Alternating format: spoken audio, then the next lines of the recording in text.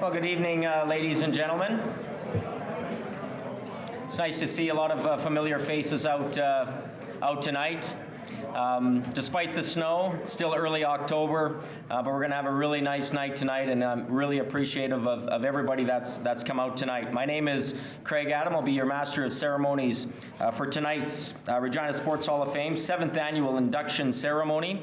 It is the 7th annual, and this is also my 7th time as your Master of Ceremonies, so I'm very honored to be back once again. It never gets old. Some of the faces do, but certainly it doesn't get old for myself. We have some housekeeping things to take care of before we get into the program. I have some introductions I'd like to make. Thank you, Craig. Good evening, ladies and gentlemen. I'm pleased to bring greetings on behalf of Mayor Fiacco and my council colleagues. Briefly, I'd like to comment upon 3 things: the future, extending a hand, and character. In the coming weeks, 5 of the 6 new ice pads will open to a special international event at Everest Place, the World Junior Hockey Championships. Rather unique. From there, our community will get to take ownership of the facility that can accommodate hockey, figure skating, sledge hockey, lacrosse, and many more. And because of its locale, officials' clinics and coaching clinics are going to occur simultaneously, truly developing sport in all facets. January the 9th, 2010, the Olympic Torch Relay comes to Regina. I want you to mark that date on your calendar. This will be the best event for the Torch Relay in Canada ever. Come spring, Alibo Field will have a new artificial playing surface, greatly financed by the joint efforts of the Regina Minor Football and Regina Soccer Association. The spin-off effects will include ladies softball, lacrosse, basketball, track and field, cricket, cross-country, skiing, because they'll all benefit from the extended washrooms, change areas, and so on that will be part of Douglas Park. Leads me to my second point. Sport organizations in Regina always look beyond the borders of our city. Whether it's minor girls softball, hockey, baseball, or basketball, or many others, we constantly invite other Saskatchewan communities to form a team and join our league. As an example, Weyburn Comprehensive High School, which used to have a struggle, now has minor football in its community and dominates our high school league. Our people cherish their success. I'm proud to live in a community that not only builds within, but also challenges outside and welcomes competition and shares championships. That brings me to my third point. The Regina Sports Hall of Fame recognizes the accomplishments of athletes and builders who have competed in our city and represented our community. Each of you is beyond a worthy recipient. I congratulate you on your wins, championships, and varied accomplishments. Whether as a committed athlete, tireless builder, member of a championship team, role model, or coach, you add to the fabric of our community.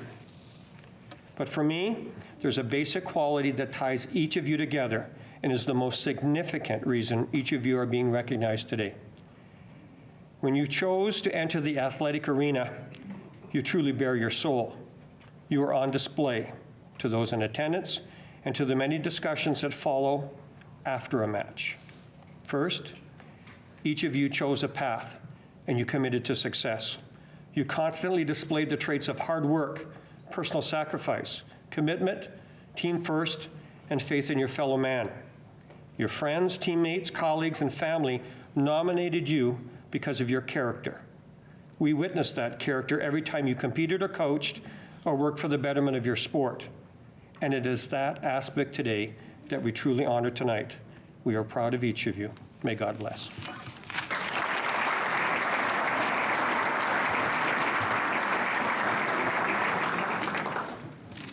Thanks a lot, Mike.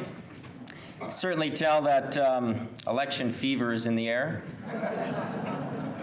You can also tell it's election fever when the mayor's hair becomes the hot topic of the day. I can't imagine if I ran for mayor.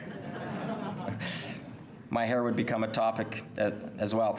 And, you know, and the media kind of blows things out of proportion a little bit too. When you know, if our city is, you know, if we're talking about the mayor's hair as the most disturbing thing that's out there, I think our city's in pretty good shape. So, but the media, we thank the media for coming out tonight. They're doing a great job, but they do blow things a little bit out of proportion. This is coming from a guy that used to be in the media, so I know where they're coming from. And this is, if you guys remember back, it was about a month ago, there was a story on the local news, and this is a true story, about 50 kilometers northwest of Swift Current, two young teenage Hutterite boys went missing, and on the local news at 6 o'clock, this is truly what the media had said.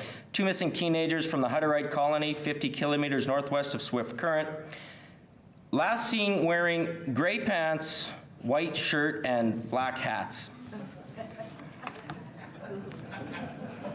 I think that pretty well narrows it down. So,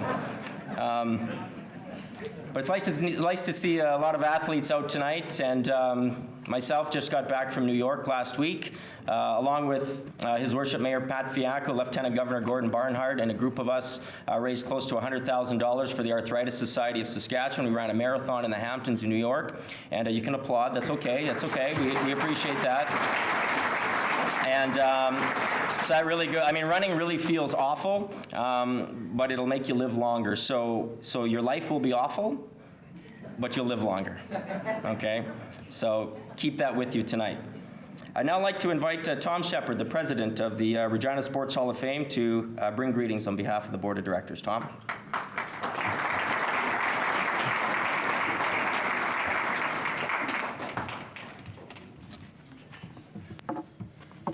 Thank you, Craig.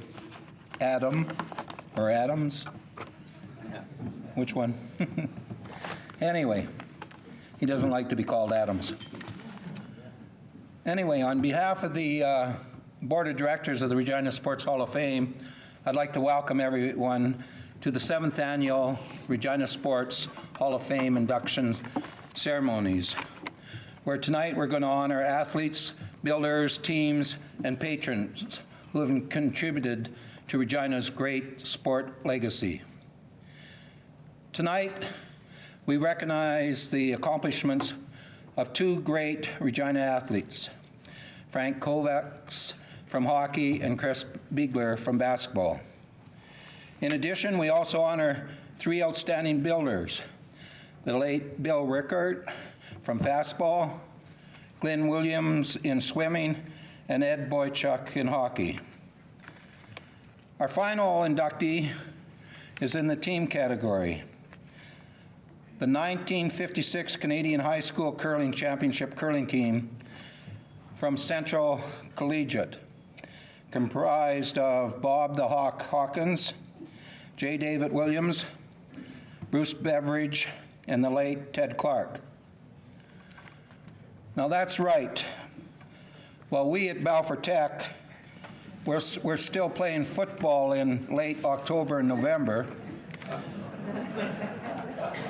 our Central friends got an early start at curling, and were so successful they went on to win the national championship.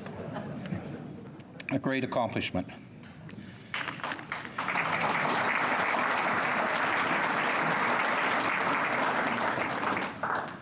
With these inductions tonight, it will mean that we have 42 inductees in our Regina Hall, 16 athletes, 16 builders, 8 teams, and 2 patrons.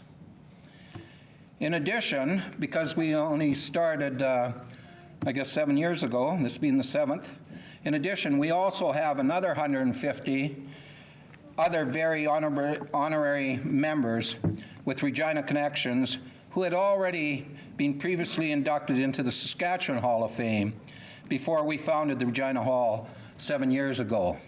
So really, we've got the 150 that we put in all at once that were already in the Saskatchewan Hall of Fame, and the 42, 6 a year for the last 7 years.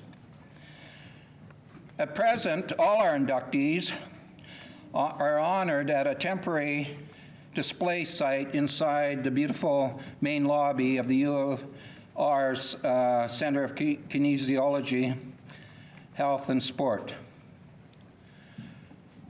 Early in the new year, and Councillor O'Donnell was talking about that, we will be unveiling a new permanent site because the way our university is expanding and all the great teams and athletes, they're going to need lots of wall space for their great athletes for decades to come. But early in the new year, we'll be unveiling a new permanent site at a prominent location, probably the best location in the buildings, in the new 6-rink Cooperative Center at Everest Place. And we'll welcome everybody, and we'll be able to keep our plaques and enshrine our members for decades to come. So we're here to honor the inductees tonight, and I'll turn it back to our master ceremonies. Craig, thank you.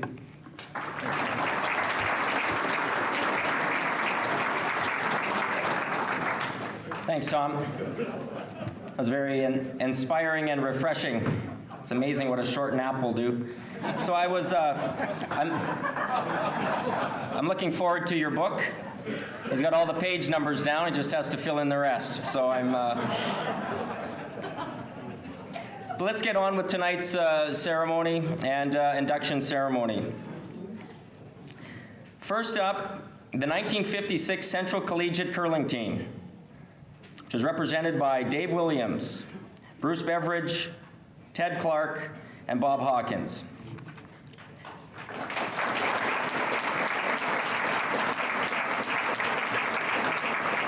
Please look over at the big screen as we will run through some old memories. The Central Collegiate Curling Team won the 1956 Canadian High School Curling Championship, one of only 2 national men's curling championships, along with the Brier, that were available at that time. 6th time in 7 years the Saskatchewan rink had won. The team comprised Dave Williams, Bruce Beveridge, Ted Clark, and Bob Hawkins. They were coached by the late Art Williams, a Central Collegiate teacher. They had won the city, the South Saskatchewan, and provincial titles, and also the Canadian Championship, which was called the Sifton Trophy. Representing the team tonight, the widow of Ted Clark, Betty Clark, and also accepting on behalf of the team is their skip, Bob Hawkins. Please come forward, Bob.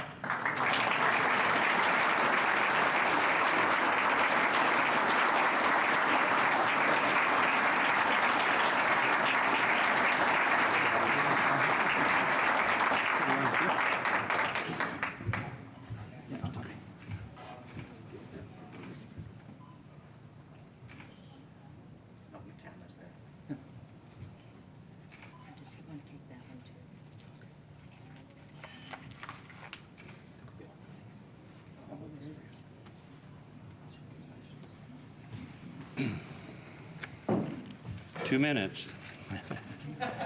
2 minutes.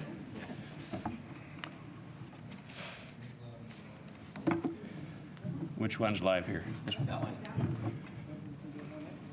First off, I'd like to congratulate our fellow inductees and thank my friend Sam Richardson and my business partner John Fraser for nominating us for this honor, and of course the selection committee for your consideration. I'm sorry that Dave Williams and Bruce Beveridge are not in attendance this evening, but would like to acknowledge Betty Clark for her presence from Calgary to represent her late husband and our third man, Ted Clark.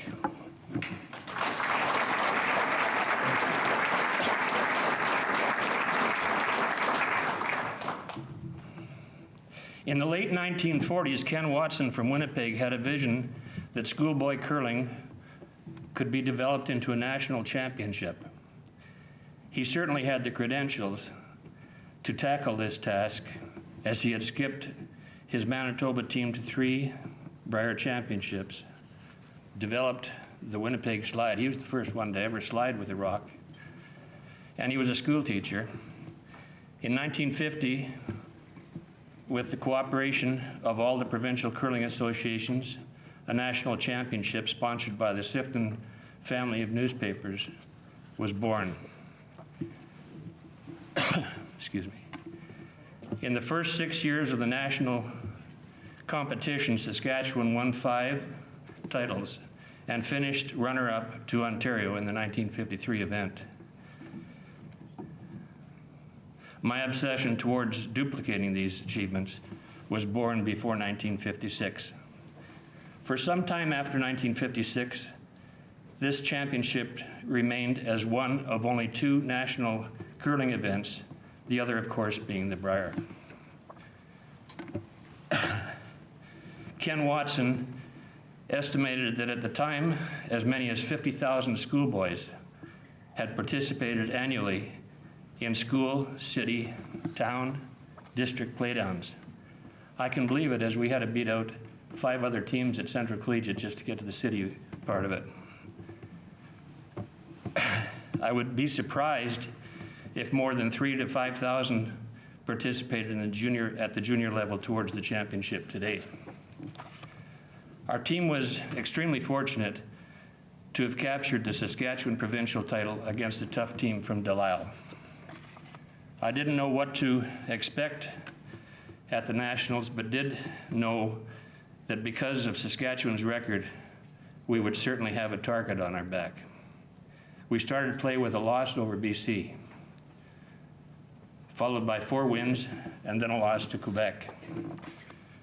We were in tough, but kept our noses clean, wound up with a 7-2 record, and a playoff with Ontario, Northern Ontario. The playoff game started at Thursday midnight because there was a hockey game in the Fort William Gardens the next evening, and they had to take out the curling ice and get it ready for hockey.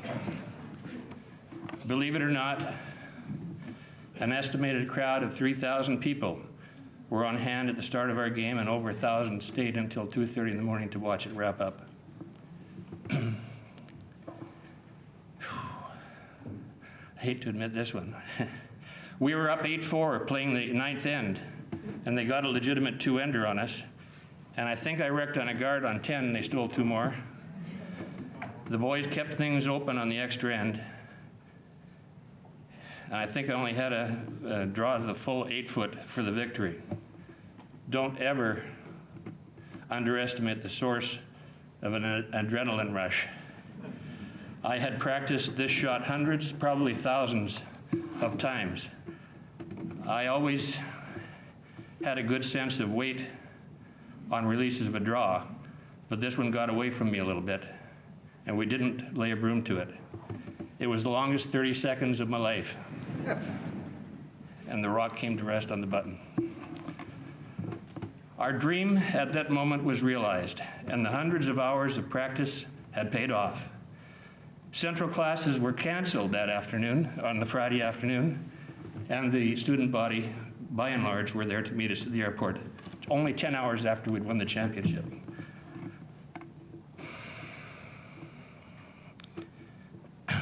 Following the return to Regina, I predicted during an interview that Saskatchewan, in my opinion, would not win more than its share of championships, only because I could feel the parity in the event and realized that any one of 5 or 6 teams that year could have been the winner.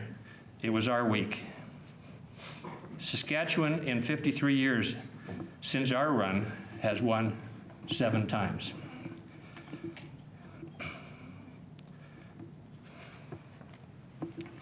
In June of that year, the Kinsman Club of Regina honored us in the main ballroom at the Hotel Saskatchewan as Regina Sportsman of the Year.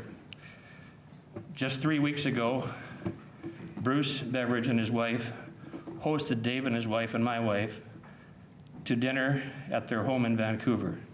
Sharon and I had been out there to celebrate my mother's 100th birthday.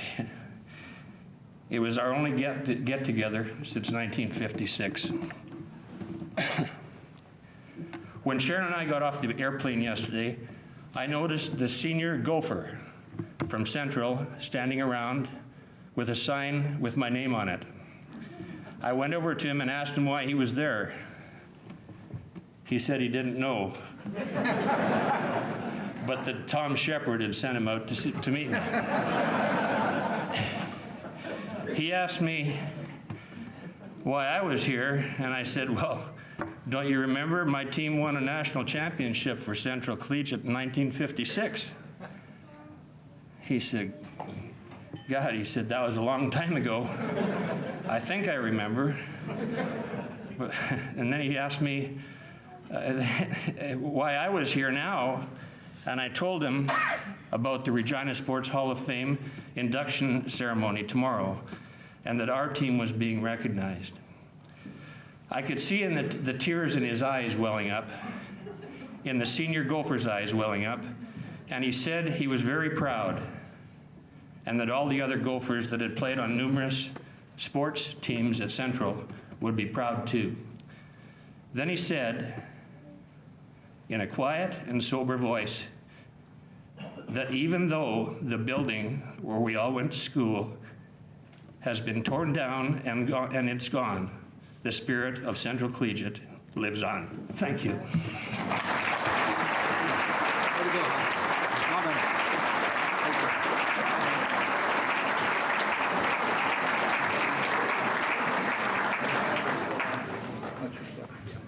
Thanks.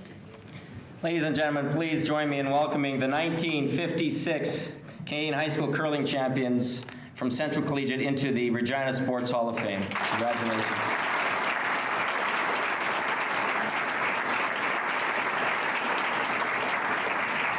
Our second inductee tonight is a builder in fastball, Bill Rickard. Bill Rickard was one of the founding directors of the Western Major Fastball League in the early 1970s. He was instrumental in forming the Midwest Fastball League in 1983 with teams from Alberta, Manitoba, and Saskatchewan.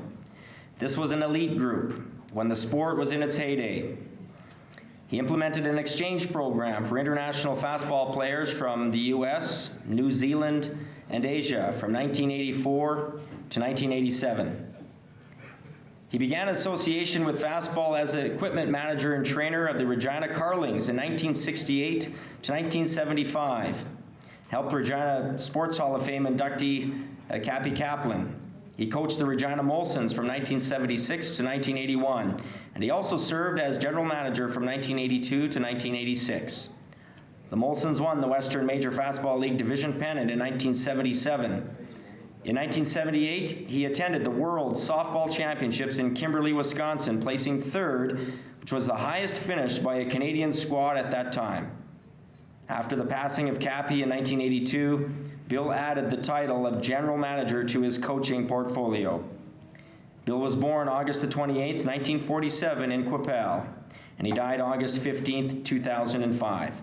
Accepting on behalf of Bill tonight is Cappy Kaplan's grandson, Aaron Anderson. I now know that I can proceed to page 2 of tonight's speech to talk about Bill, as he has more than covered the entire first page. On a little more serious note, Regina Sports Hall of Fame Induction Committee, media, and honored guests, thank you again for the opportunity. It is my honor to formally recognize the late Bill Rickard as a member of the Regina Sports Hall of Fame. On behalf of his wife, Shirley Rickard, other family members, friends, and former players, we are very proud of him being inducted by committee members. Bill was born August 20th, 1947 in Quipel, Saskatchewan, passed away here in Regina on August 15th, 2005. He married his lifelong wife, Shirley, in 1973. Away from the diamond, nobody really knew what Bill did, but he was officially an upholsterer and avid outdoorsman. He enjoyed hunting, fishing, hockey, football, and baseball. Like most of us, the Riders and Pats were at the top of his entertainment list. He began his fastball career as the equipment manager and trainer of the Regina Redcaps and Carlings fastball clubs from 1968 to 75.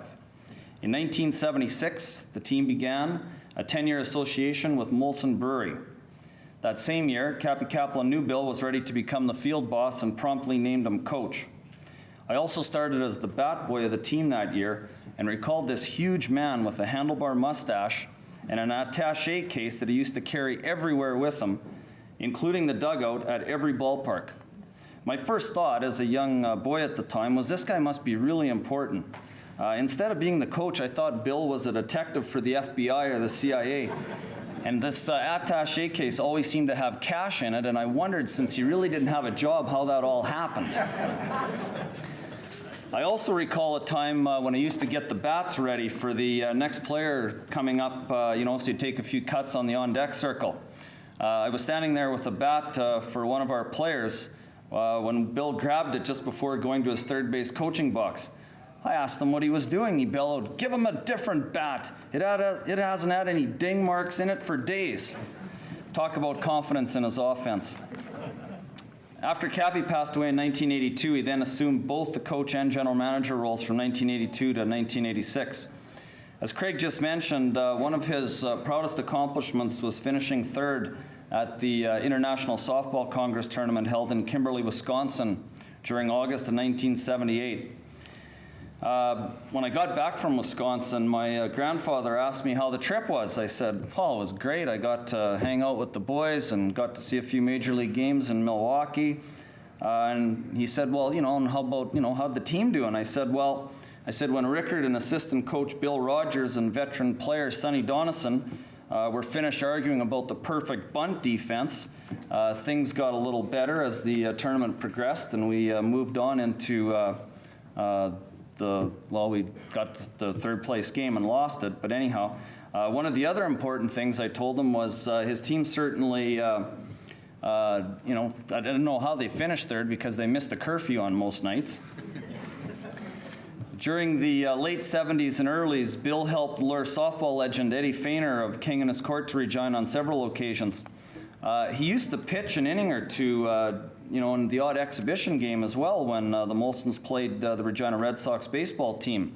Him and Doug Simon kind of had a side bet back then, if they could retire the side. And so Doug comes in and promptly, throws a few darts and gets our team out 1, 2, 3. And then, of course, Bill goes in to pitch and loads the bases. So he has to summon Eugene, the new Femberley, the late Eugene, great guy. Anyway, he retires the side and the game ends 0-0. So the team really gave it to Cy that night. And I must explain how he got his nickname. He had several, but Cy was one of them. And there used to be this legendary softball pitcher. He was a lefty out of Pennsylvania by the name of Ty Stofflet. And after Bill, after watching him pitch in a few of these exhibitions, our team kind of changed his name from Ty to Cy in recognition of the late Cy Young, of course, who the top pitching awards are named after. So Bill certainly wasn't Cy Young, but he wasn't Ty Stofflet either. He certainly did have a way with people, though. His door was always open. He was very patient, always gave young players a chance, developed confidence in them by playing them, and was able to get out a lot of teams that were less talented than others. For example, one day Greg Villard, our longtime third baseman, asked Bill if he was playing. And Bill said, "Yeah, we got you in." And so Greg says, "Well, where am I batting?" And Bill replied, "Our leadoff man, except for the first inning. You bat just before him," meaning ninth. Another great line I have to share with you, the Molsons, like any team, went through batting slumps, and before a game, Bill was reading out the lineup cards, so he's starting it off, leading off, batting first, Bob McNabb, batting second, Sonny Donison, batting third, and so on. When he got to the seventh spot, he said, "And leading off the third inning."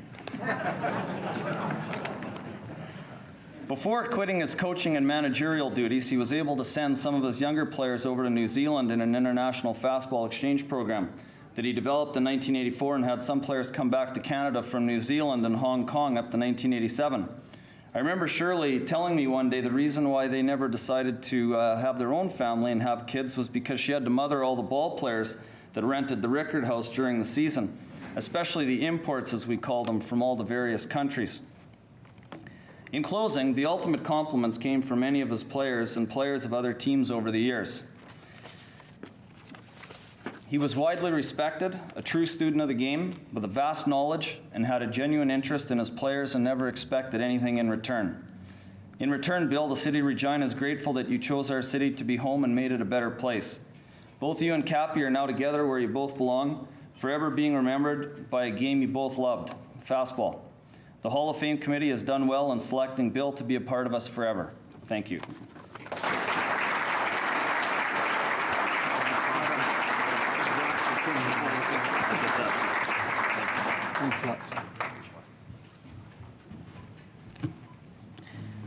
Ladies and gentlemen, let's please join me in welcoming Bill Rickard into the Regina Sports Hall of Fame as a builder in fastball. Thank you. Thanks, Aaron. Our next inductee tonight, as a builder in swimming, is Glenn Williams. Glenn's affiliation with swimming began as YMCA instructor in 1956. Assistant coach of Regina's YM and YWCA swim club in 1960 to 1966. He's the head coach of the Regina Optimist Dolphin Swim Club from 1966 to 1973, and assistant coach from 1992 to 1996. The head coach also of the Regina Masters Swim Club from 1987 to 1990 and from 97 to 99. He also coached in Saskatoon from 1973 to 1987. Glenn was the Saskatchewan coach for the 1979 Western Canada Games after being an official in 1976 and also in 1978. He has had numerous athletes qualify for youth, junior, and senior nationals, including Mike Kanuka, who set 11 Canadian records as a 10-year-old in 1971 and 3 records the next season. He is a master official. He served on the executives of Saskatchewan's Swimming Association, the Regina Dolphins, and Coaching Association. He began swimming competitively as a senior, and in 2000, won a Canadian Masters Championship, won 5 gold and 2 silver medals, while setting 6 provincial records, giving him 38 Saskatchewan Masters records in short and long courses. Glenn was born on December 30th, 1927 in Regina, and he still lives here. And Glenn is with us tonight. Please welcome Glenn Williams into the Regina Sports Hall of Fame.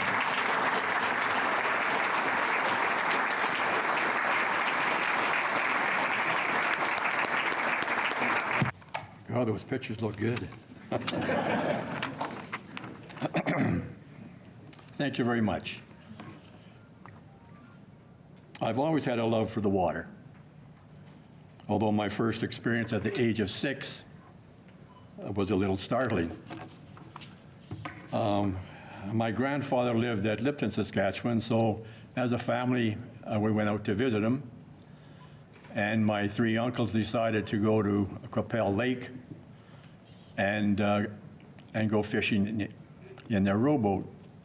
So they let the city kid tag along. In the middle of the lake, they decided that it was a little too hot, so they were going to all go swimming. Now they couldn't leave a little kid in the boat, so they threw me over the side. After watching the fish for a while, I managed to make it back to the boat, and nothing else was said. We get back to Lipton, and my uncles proceeded to brag how they had taught Glenn how to swim. Anyway, I still love the water. I love scuba diving. Just one other note, when I got back, they told my mother the truth, and she promptly enrolled me in the YMCA Learn to Swim program. I would like to thank the selection committee for this honor, and Mrs. Kay Young for presenting my name for nomination. I'd like to thank my family, my wife Margaret, my daughter Glennis, and my son Greg, who have supported me all my life. And finally, I would like to thank Betty and Dave Dean. I was an instructor with the Y, and they came up to me one day and said, "Would you like to help us coach?" I had no idea what they're talking about, but they finally talked me into it, and I've been there ever since. I retired a while back. And finally, I would like to thank the parents and the swimmers for their effort, and we accomplished some pretty good goals. Thank you.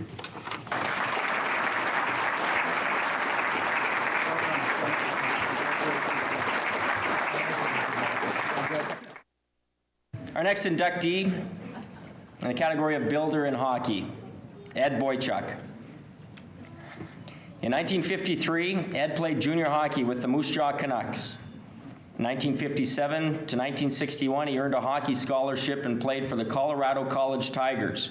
He returned to Regina and continued playing, becoming a referee in 1962, handling junior and senior games in addition to interprovincial playoffs. He organized and was the first leader of the Regina Hockey Officials Association in 1970. In 1971, Ed refereed at Canadian Winter Games in Saskatoon.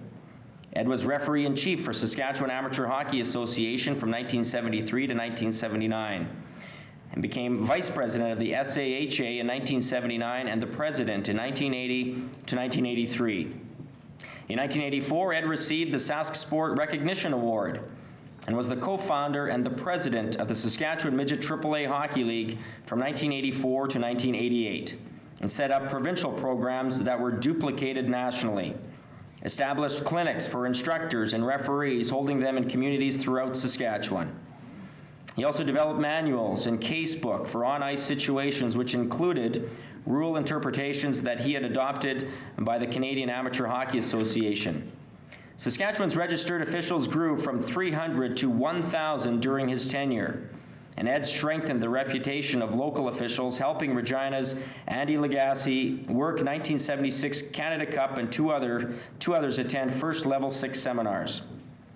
CAHA Award of Merit he won in 1989, a lifetime member of the Royal Regina Golf Club and also the Saskatchewan Midget AAA Hockey League and Saskatchewan Amateur Hockey Association, born March 4th, 1935. Ladies and gentlemen, Ed Boychuk.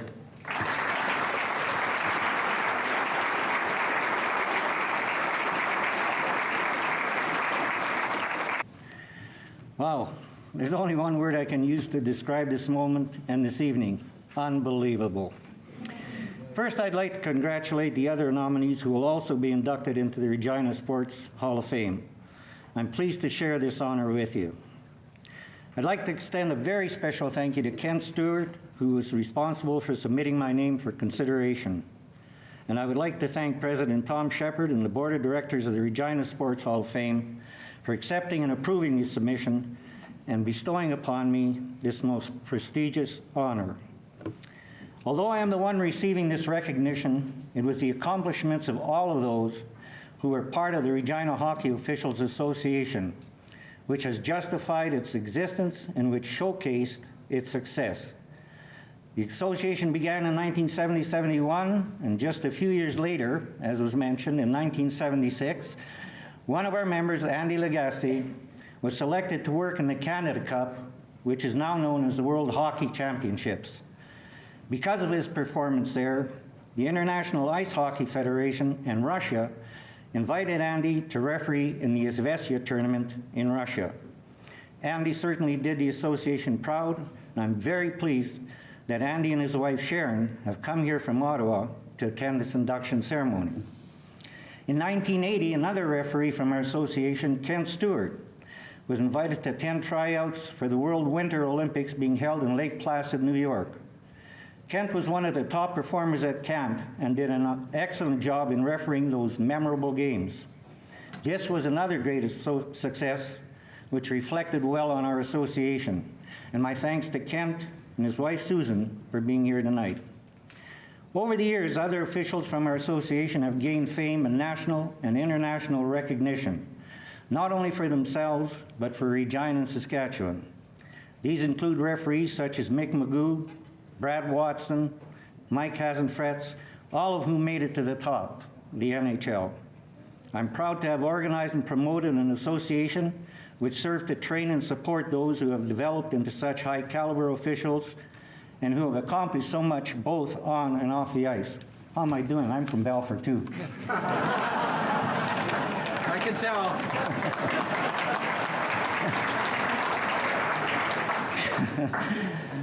Now I'd like to thank some very special people in my life. Without their understanding, their encouragement, and their support that allowed me to do what I love doing, this moment would not be happening. My family and my best friend Brenda have always been my greatest supporters.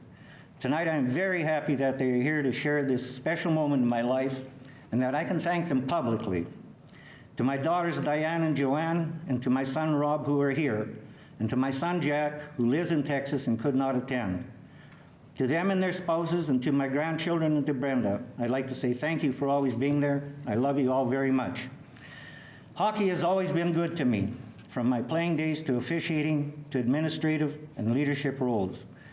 I've had many wonderful experiences and made long-lasting friendships, not only in Regina, but throughout the province and Canada. Now, as simply a fan of the game, I'm able to watch my grandson Landon become a future hockey star. Life is great.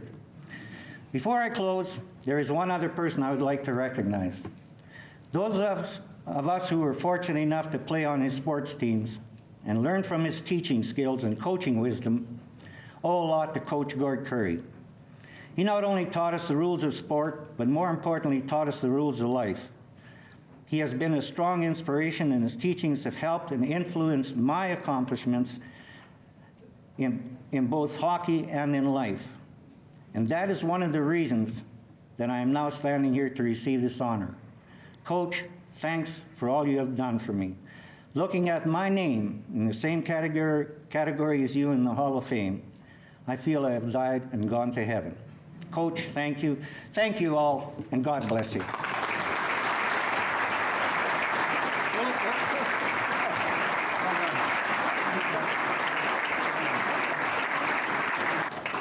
Our next inductee tonight in the athlete category for hockey, Frank Kovacs. During 5 junior seasons with the Western Hockey League's Regina Pats from 1987 to 1992, Frank set a team record for games played with 352. He scored 50 and 46 goals in the last 2 seasons, plus added 10 goals in 8 playoff games in 1990 to 1991, and captained during the final season.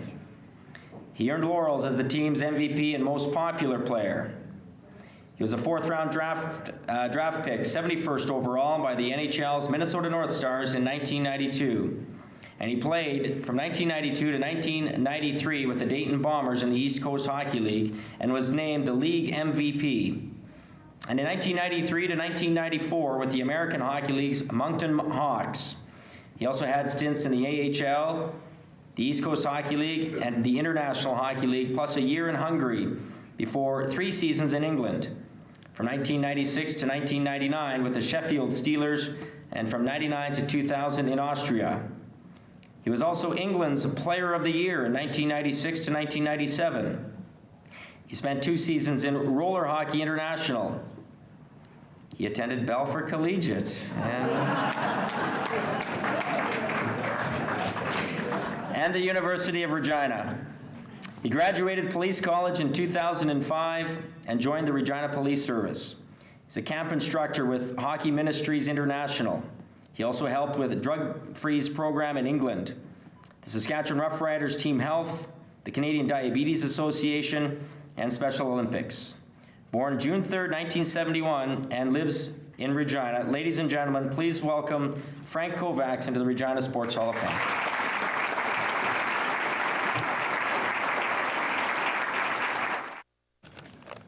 Is there something we don't know about Balfour? Is there something going on here? I'm not sure. We're all winners, I guess, eh? Anyways, thank you so very much. It's truly an honor to be here tonight. I would like to congratulate Chris Spiegler, Ed Boychuk, the late Bill Rickard, Glenn Williams, and the Central Collegiate 1956 curling team on your appreciation of their wonderful careers and achievements. It is an honor to be in such great company.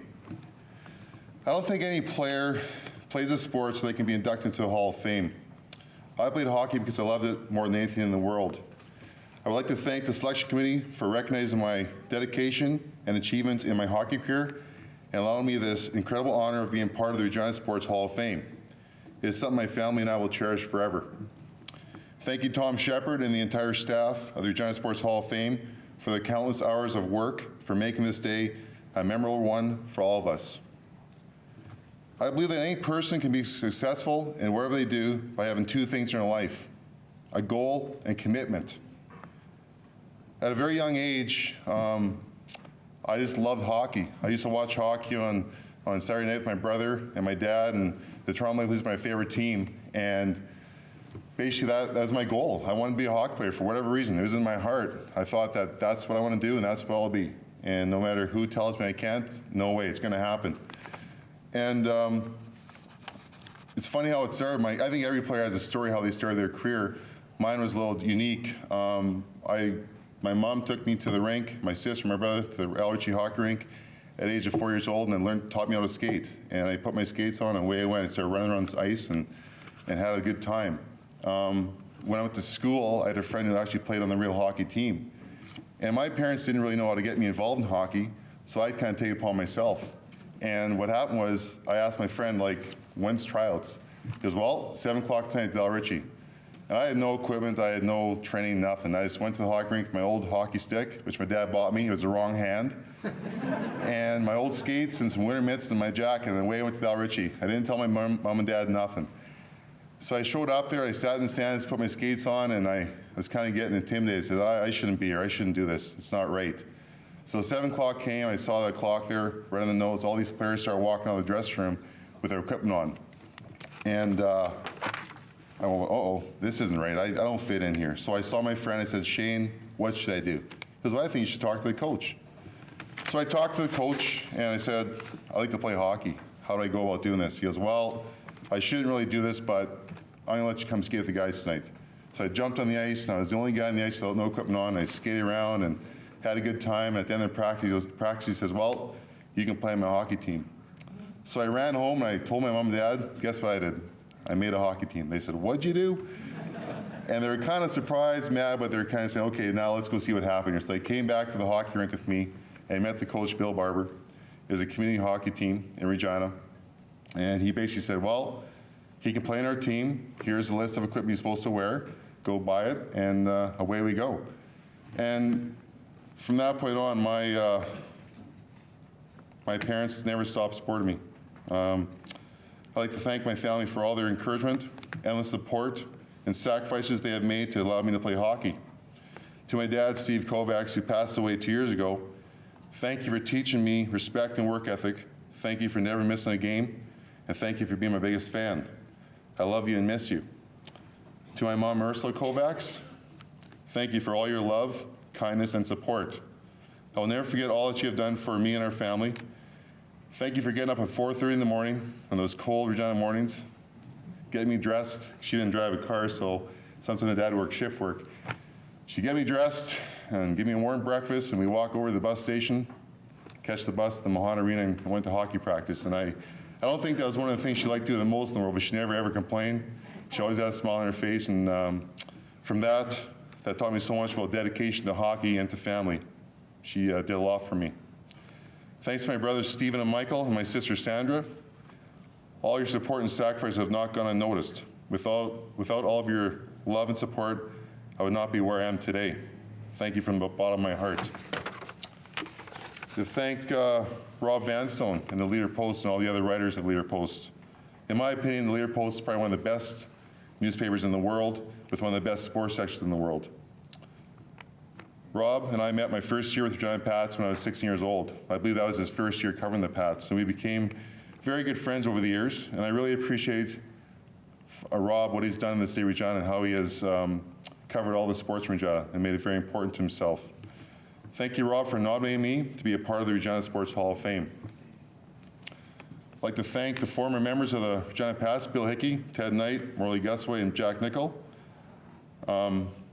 They gave me an opportunity to fulfill my dream of playing Regina Pats. Thank you for the many coaches I've had and trainers throughout my career. Bill Barber, who I mentioned, John Nemura, Harvey Keck, Jim Cernick, Doug Sauter, Dennis Topchuk, and Brad Tippett, just to name a few. Thank you for believing in me and nurturing my growth in becoming a professional hockey player. I'd like to thank Brent Parker and the President of Regina Pats for allowing myself and the Pats alumni to be a part of the team to this day. Thank you very much. A player cannot have any success without his teammates. An old hockey saying is, the name on the front of the jersey is way more important than the name on the back of the jersey. This is so true. I'd like to thank all my past teammates for making my career so memorable. I'd like to especially thank two of my past teammates and friends, Mike Sillinger and Jamie Heward, who are here tonight with their lovely wives. They've been with since the Pats. That's fantastic. Mike and Jamie and I made the Regina Pats at a young age of 16 years old and were called the Pup Line. All three of us had to grow up very quickly as we were boys playing with young men. We did it together, and I want to thank you for being such great teammates and friends throughout the years. Also, I want to congratulate Mike and Jamie on their amazing hockey careers as well. Congratulations. I'd like to thank God for all the blessings in my life. We all have a purpose on this earth, and one of mine was to play hockey. I took this very seriously as I dedicated my life to being the best player I could possibly be, and I also made sure I gave back to the people who looked up to us as hockey players. As a young child, I had role models, and that's why I wanted to be a hockey player. And I knew that when I was a hockey player, that was my chance to give back to the young kids who looked up to me. And again, I took it very seriously. I always made sure I gave back to the fans as they gave so much to me. Last but not least, I'd like to thank the fans. The fans in Regina are one of a kind. They truly love their teams with all their heart. And without them, there is nothing. I've built so many great friendships with the fans from Regina in every place where I've played hockey. I am so thankful for that. The fans were with me through the good times and the bad times in my career. Their support meant everything to me. Thank you very much. My dream of playing for Regina Pats came at a very young age. My dad took it upon himself to take my brother, my sister to a hockey game. I think it was around 5 years old, 6 years old. And those were probably the mid-'70s with Brian Varga playing hockey. And from that time on, I was hooked. I thought that was the best thing in the world, Regina Pats. That meant more to me than the NHL. Being from Regina, I thought, wow, if I could ever play for Regina Pats, that'd be it. I died and gone to heaven. And I remember going to school, playing hockey with my brother and my friends in the street, playing street hockey. We'd always say, hey, I'm Dale Durkach, I'm Stu Grimson, and so on. And this meant so much to us. Again, role models, they meant so much to us. And that gave me a goal to play hockey for the Pats. Well, some years later, I made the Regina Pats, again with Mike and Jamie. It was the greatest moment in my life. I have been blessed with many great awards throughout my hockey career. The one I am most proud of is that I hold the most games played for the Regina Pats. There could not have been a better script made out for me because of how important the Regina Pats are to me. Unfortunately, everyone's career has come to an end, and we have to move on. My hockey career was a stepping stone to start my new career as a Regina police officer. I am so blessed to be part of such a great organization and team. I'm so thankful I have the opportunity to give back to an amazing city that has given so much to me. I've also moved on in my personal life. I'd like to acknowledge my family that I am so very proud of. I am blessed to have a wonderful wife, Melissa, and a beautiful son, Carter. You two mean so very much to me, and I love you very much. Today's honor means so much to me because I am able to celebrate the greatest day of my professional career with my family. In closing, I thank all of you for today's prestigious remembrance. I'm overcome that you have given to me once again. Thank you, and God bless you. Our final inductee tonight in the athlete category in the sport of basketball, Chris Beegler. Chris joined the University of Regina Cougars basketball team in 1985 and was named the Canadian Inter-University Athletic Union Outstanding Male Basketball Player for 1986 to 1987, the only Saskatchewan player to have won the Mike Moser Memorial Trophy. He completed University of Regina's career averaging a Cougar record of 23.1 points per game, placing him second in 4 years instead of 5 as the team's all-time scoring leader with 1,362 points and second in rebounds with 495. He was a team MVP all 4 seasons and a first-team GPAC Conference All-Star in 1985 to 1989. He was the GPAC Most Valuable Player in 1987, first-team All-Canadian CIAU in 1987 and 1989, second-team All-Star in 1988. He attended La Boldis High School. Hallelujah. And played from 1981 to 1983 with the Golden Suns senior boys basketball team. The City High School champions in 1982 and 1983 consecutive. Saskatchewan High School boys champions in 1983. He played with the junior provincial team in 1983, 85, and 1986. He played in the Western Canadian Summer Games in 1987 and 1990, helping the team in 1987 to achieve a gold medal. He played with the Canadian national team in 1987, attending a gold medal game at the Hapoel Games in Israel. He played professionally in Germany. He coached the Leopoldus Golden Suns in 1991 to 1992 and has continued playing senior men's basketball to this day. Born January 17, 1965 in Regina and now residing in Calgary, ladies and gentlemen, Chris Beigler.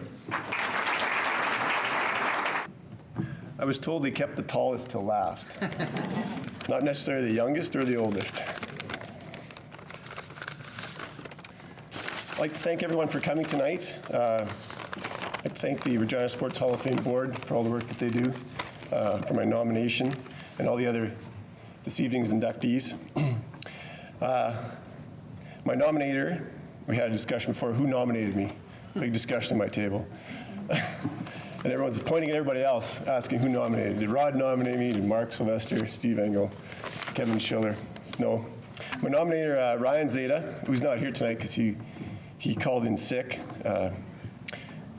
who unknown to a lot of people, he's a staunch University of Regina basketball Cougar supporter. And I didn't know that until a couple of years ago. So he's been working behind the scenes quietly, putting my name out there, not that it needs to be put out there anymore, but, looking for my support, asking my brother, Roland, who's not here tonight, lives in Tokyo, and my former coach, Ken Murray, for their input into my nomination.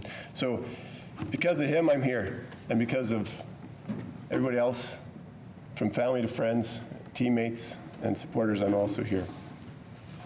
This morning, as Lee and I flew in from Calgary, we were in my mom's kitchen. My mom gave me some advice. She said, keep the speech short, okay, and to the point. Make sure you thank everyone, and sit down quietly. You don't want to go on too long and bore everyone, okay? So, Mom, in true sports cliche talk, so I'm going to give it 110% here, okay? I'm going to get in the zone. I'm going to try and shoot the lights out and then accomplish this task quick and quietly, and then we can all go home, okay? So as I mentioned before, it's truly an honor to be recognized tonight, along with the other inductees.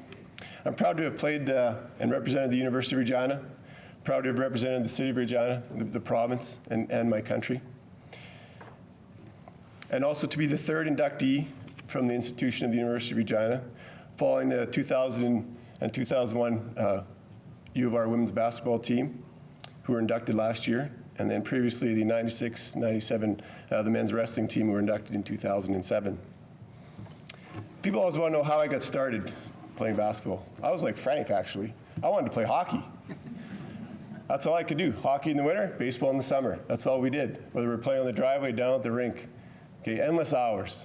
Myself and my two younger brothers, that's all we did. We played hockey, we played baseball, whether it's on the driveway, in the yard, in the park, whatever.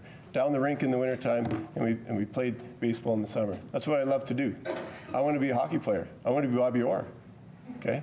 That's what I wanted to do. So I was playing hockey and also basketball in high school.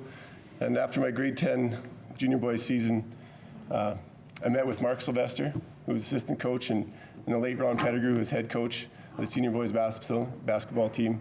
And Ron said, well, you have to make a decision, because I'm not going to let you play hockey anymore.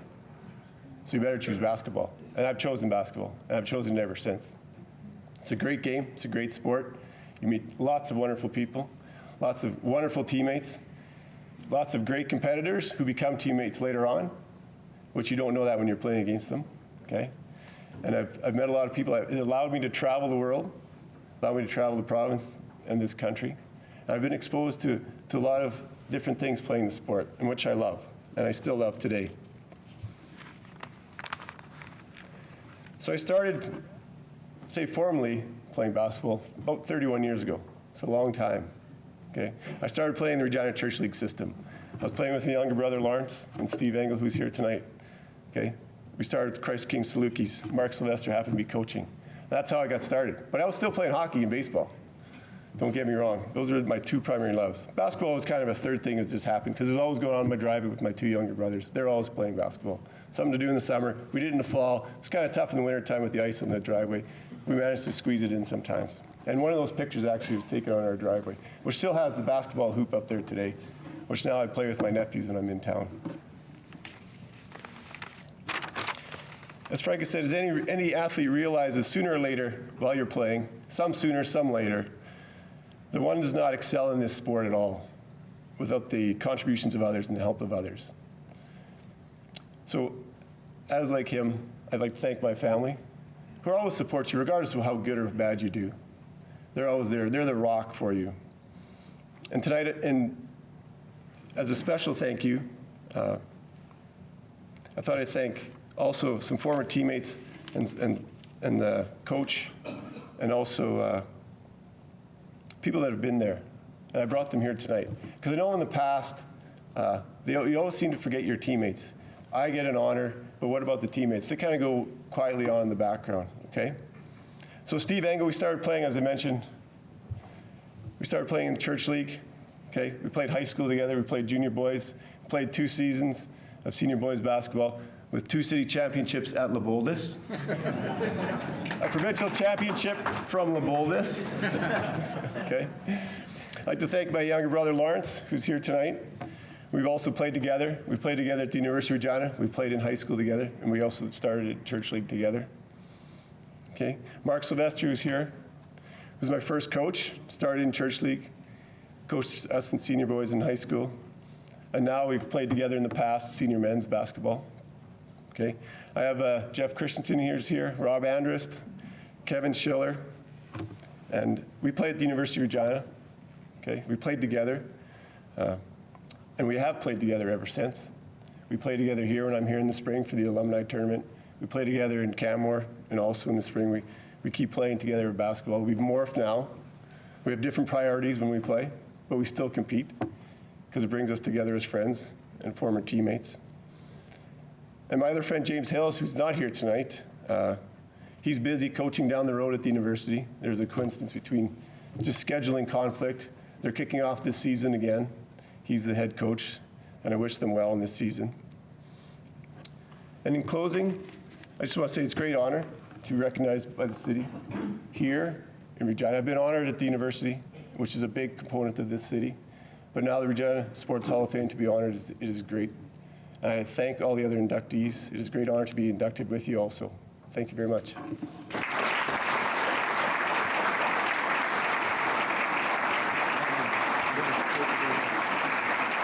That brings a close to our formal part of the evening, ladies and gentlemen. I'd like to thank Access Communications, one of our community partners. Also a thanks to Molson's, our originating sponsor, and all of the companies on the back of your program. Please take a moment to read them. Without them, this evening wouldn't have gone forward and made it a success. The nominations for the 2010 inductees will be accepted until May the 1st of 2010, and you can go to the ReginaSportsHallOfFame.com for nomination forms and details on all of them.